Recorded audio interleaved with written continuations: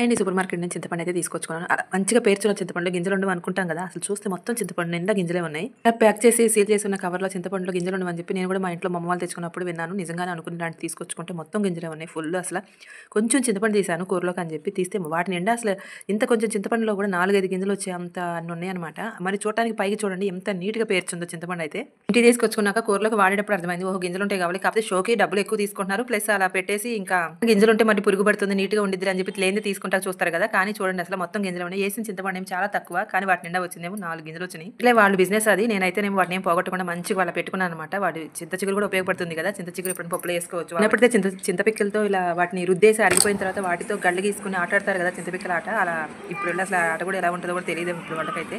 నేనైతే ఏమో వాటిని అయితే నాటాను, అది చింత చిగురు అయితే స్టార్ట్ అయిపోయింది. ఇంకా కొన్ని అయితే మొలకొస్తారు. ఎప్పుడు చింతపండు వాడుతున్నాను, వాడినప్పుడు అలా గుచ్చు వాడటం తక్కువే, అందుకని కొన్ని మొక్కలే ఉన్నాయి. కాకపోతే వాడినప్పుడల్లా గుచ్చుతున్నాను. ఇంకా కొన్ని అయితే మొలకలు వచ్చేసినాయి. నేను చింత చెట్టు ఇంట్లో పెట్టుకోకూడదని, కాకపోతే నాకు తెలియదు, నాకు చిగురులో ఇలా నచ్చింది, అందుకని అన్నింటిని గింజలన్నీ నాటుతున్నాను. మీరు ఎవరికైనా తెలిసినట్లయితే కామెంట్ చేయండి.